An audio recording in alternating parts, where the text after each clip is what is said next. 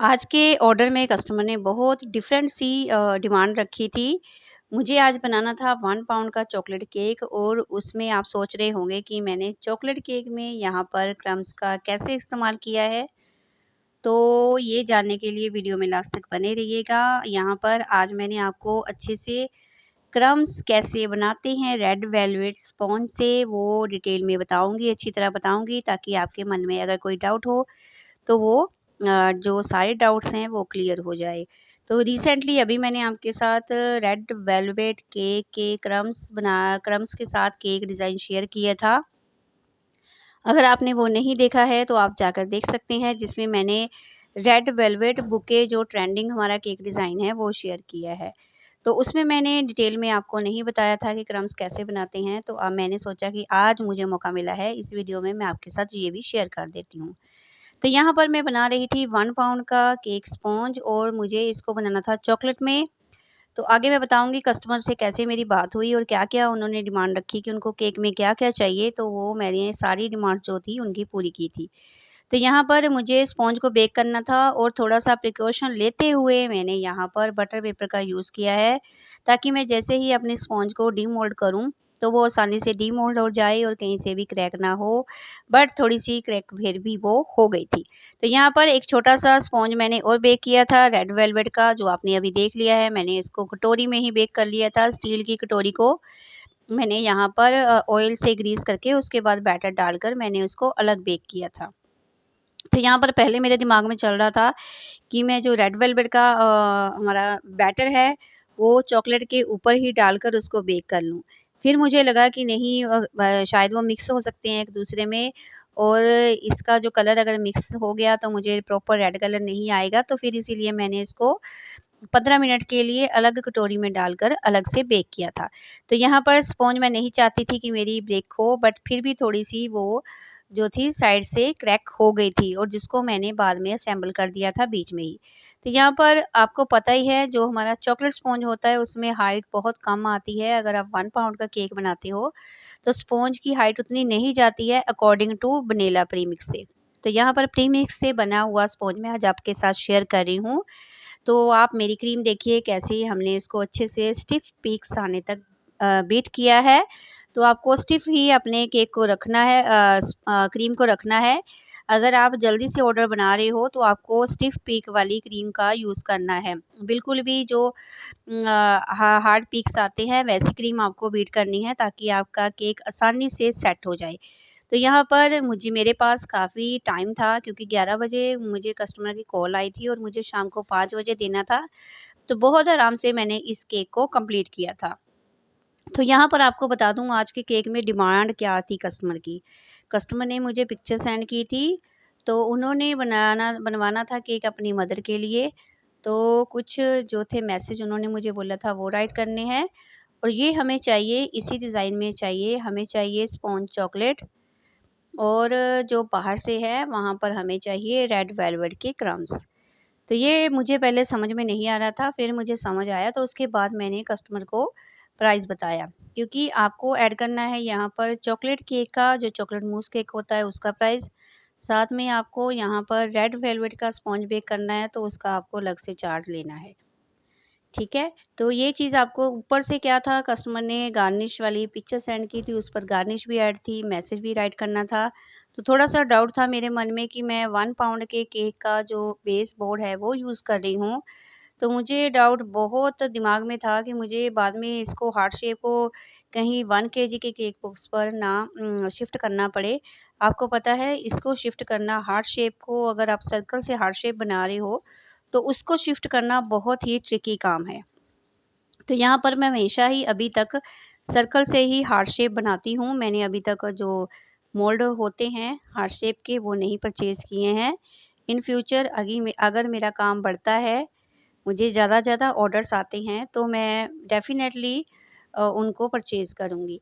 तो यहाँ पर ये डाउट था कि कस्टमर ने जो मैसेज मुझे बताया है वो मैसेज मैं राइट कर पाऊँगी, इस पर मेरे पास इतनी स्पेस बचेगी केक बेस पर कि नहीं।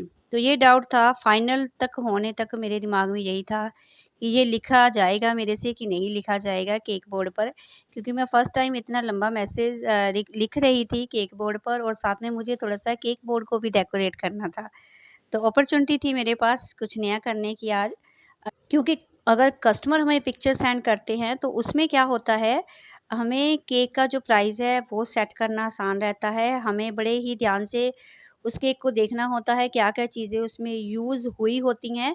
तो वो चीज़ें और उनका प्राइस हमें बताना बहुत ही आसान रहता है, अगर कस्टमर खुद से पिक्चर हमें सेंड करती है। तो कस्टमर ने मेरे को बोला कि उनको 1 पाउंड का केक चाहिए, हार्ट शेप में चाहिए।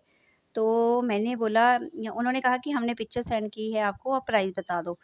तो मैंने बोला कि अभी मैं पहले पिक्चर को देखूँगी, फिर आपको व्हाट्सएप पर प्राइस बताऊँगी। तो यहाँ पर बड़े ही ध्यान से मैंने सब चीज़ों को देखा कि पिक्चर में क्या-क्या लगा हुआ है, क्या-क्या चीज़ें इस्तेमाल हुई हैं, और कस्टमर ने बोला है कि हमें चाहिए स्पॉन्ज चॉकलेट, और बाहर से हमें चाहिए रेड वेलवेट के क्रम्स। तो सब चीज़ों का ध्यान रखते हुए मैंने बाद में कस्टमर को प्राइस सेंड किया था। तो यहाँ पर ब्रेड क्रम्स पहले बता दूँ, फिर बाकी बाकी बातें बातें जो है मैं बाद में आपको शेयर करती हूँ आपके साथ। तो यहाँ पर ब्रेड क्रम्स बनाने के लिए मैंने जो स्पॉन्ज छोटा-सा बेक किया था, उसको हाथ से आपको क्रश कर लेना है। उसके बाद आपको सिंपली इस जो स्ट्रेनर है इससे छान लेना है। बस आपके बन गए ब्रेड क्रम्स, रेड वेलवेट के ब्रेड क्रम्स।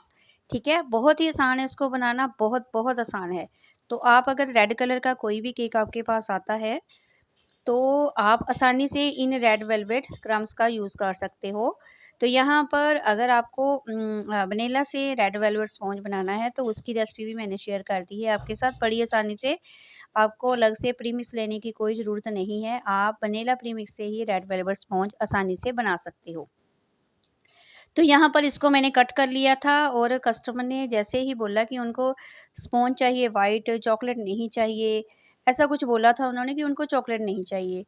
तो मैंने फिर भी इसमें जो लेयरिंग में है चॉकलेट गनाश ऐड कर दिया था, और थोड़ा-सा चॉकलेट गनाश मैंने बनाया था।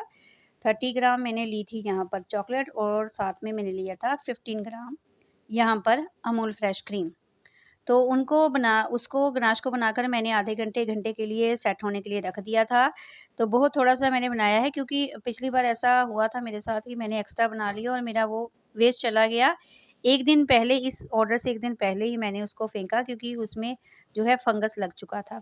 तो इसकी भी शेल्फ लाइफ होती है, गनाश को बनाकर आप ज़्यादा दिन तक स्टोर नहीं कर सकते हो अगर आप अमूल फ्रेश क्रीम से बनाते हो। तो यहाँ पर मैं सोच रही हूँ कि आगे-आगे मैं फ्रेश क्रीम का यूज़ ना करूँ। अगर बड़ा ऑर्डर है 2 पाउंड का, 4 पाउंड का, उसमें ही मैं अमूल फ्रेश क्रीम का बॉक्स जो है लाऊँगी, यूज़ करूँगी। टेट्रा पैक जो छोटे वाला होता है। तो क्योंकि अभी मेरा ये ऐसे वेस्ट चला जाता है तो मुझे दुःख लगता है। काफ़ी सारा गनाश मैंने फेंका था। मेबी शायद वो 1 केजी के केक का गनाश था, मूज़ केक का, जो मुझे कल फेंकना पड़ा। तो यहाँ पर इसको मैंने बनाया था फिर वही अमूल फ्रेश की क्रीम से। तो जब भी आप tetra pack Amul fresh cream का यूज़ करते हो, उसके बाद अच्छे से उसको टाइट कर दें। अगर थोड़ी-सी एयर भी उसमें चली गई, तो वो जो है ख़राब हो जाता है।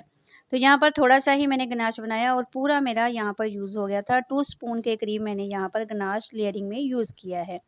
तो यहाँ पर ब्रेड क्रम्स मैंने जो छान कर रखे थे, उनको ऐसे हमने एक कटोरी में निकाल लिया था। उसके बाद मैंने इसको दोबारा से स्ट्रेन करके आपको यहाँ पर डालना है, और स्ट्रेनर की हेल्प से ही आपको इसको अच्छे से टॉप पर स्प्रेड करना है। ऐसा मत कीजिएगा कि आप चम्मच से इसको ऊपर की तरफ फैलाएँगे, फिर वो लुक नहीं आएगा आपके केक का जैसा आप चाहते हैं। तो इसको स्ट्रेनर से ही आपको स्ट्रेन करके केक को कवर करना होगा। तो यहाँ पर जो साइड्स पर नीचे गिरा था बॉटम में, वो हमने इसको हटा लिया था अच्छे से। तो यहाँ पर उसके बाद मुझे कोई बॉर्डर नहीं यहाँ पर अटैच करना था। तो यहाँ पर प्रॉपर हमारा 1 पाउंड से ऊपर थोड़ा-सा केक ये हो गया था। तो यहाँ पर मैंने बहुत ही ध्यान से क्रीम को बीट किया था। आपको पता है हार्ट शेप में, फाइनल आइसिंग में एक्स्ट्रा क्रीम यूज़ होती है, तो उसके लिए आप कोशिश करें कि लेयरिंग में कम क्रीम यूज़ करें, और आपका केक कभी भी ओवरवेट नहीं होगा, अंडरवेट होगा। अगर आप पूरी चीज़ों का मेज़रमेंट लेकर चलते हो, क्रीम को उतना ही बीट करते हो जितनी आपके केक को नीड है।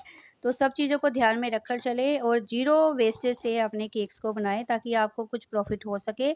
ऐसा नहीं है कि प्रॉफ़िट से ज़्यादा आपका जो है वेस्टेज चली जाए। तो इन चीज़ों का भी आपको ध्यान रखना है। यहाँ पर मुझे बनानी थी गार्निश, चॉकलेट गार्निश व्हाइट से।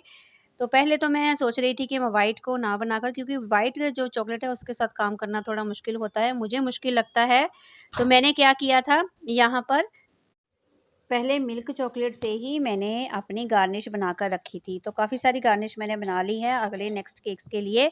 तो फिर मैंने सोचा कि क्यों ना मैं व्हाइट से ही बनाऊं, क्योंकि केक में जो कस्टमर ने रेफरेंस पिक्चर सेंड की थी उस पिक्चर में व्हाइट गार्निश ही ऐड थी। तो फिर मैंने क्या किया, फाइनल बाद में व्हाइट गार्निश से व्हाइट चॉकलेट से गार्निश बना रही थी। तो व्हाइट चॉकलेट थोड़ी डेलिकेट होती है, तो इसको आपको 30-30 सेकंड के लिए रखना है। इसको फिर हिलाना है चम्मच से, अच्छी तरह से मिक्स करना है। उसके बाद फिर आपको 30 सेकंड के लिए रखना है, फिर चम्मच से मिक्स करना है। 3-4 बार ये प्रोसेस आपको करना पड़ेगा। उसके बाद ही आपकी जो व्हाइट चॉकलेट है वो मेल्ट होती है। अगर ज़्यादा टाइम रखा गया, आपने सीधा ही इसको 1 मिनट के लिए रख लिया, तो फाइनल रिजल्ट यही आएगा कि आपकी चॉकलेट जल जाएगी। तो एक और ट्रिक है मैं गार्निश बनाने के लिए यूज़ करती हूँ, क्योंकि पहले एक बार मैंने फर्स्ट टाइम ये हार्ट शेप वाली गार्निश बनाई थी। तो उसमें क्या था, गार्निश जो बची हुई थी मैंने अपने बच्चों को खाने के लिए दे दी, पर बच्चे कहते थे मम्मा इसको तोड़ना दांतों से बहुत ही मुश्किल है। तो मैंने यहाँ पर चॉकलेट में अब कुछ ऐड करना स्टार्ट कर दिया है, जिससे मेरी गार्निश बहुत सॉफ्ट होती है, मेल्टिंग माउथ होती है। तो वो अगर आप जानना चाहते हैं, कमेंट मुझे करें। जितने ज़्यादा कमेंट आएँगे तो उसके अकॉर्डिंग ही मैं अपनी नेक्स्ट वीडियो में उससे रिलेटेड आपसे बात करूँगी। तो यहाँ पर हमें गार्निश को रखना था स्टैंडिंग पोजीशन में, तो मैंने इसको यहाँ पर स्टेप बाय स्टेप रख दिया था ताकि ये देखने में सुंदर लगे। तो कस्टमर ने जैसे ही मैंने उनको कॉल किया कि आपका केक रेडी है, तो कस्टमर ने बोला कि आप हमें पिक्चर सेंड कर दें। तो मैंने पिक्चर सेंड की, तो कस्टमर को बहुत ही पसंद आया और इसका रिव्यू भी बहुत अच्छा रहा टेस्ट को लेकर। तो उसके बाद हमारे केक का फाइनल लुक ये है, और हमारा मैसेज भी आराम से राइट हो गया था ये 1 पाउंड के केक बेस पर। तो आज का केक का स्टोरी कैसा लगा आपको? आज की वीडियो कैसी लगी? डिज़ाइन कैसी लगी? मुझे ज़रूर बताएँ। फिर मिलती हूँ प्यारी सी वीडियो के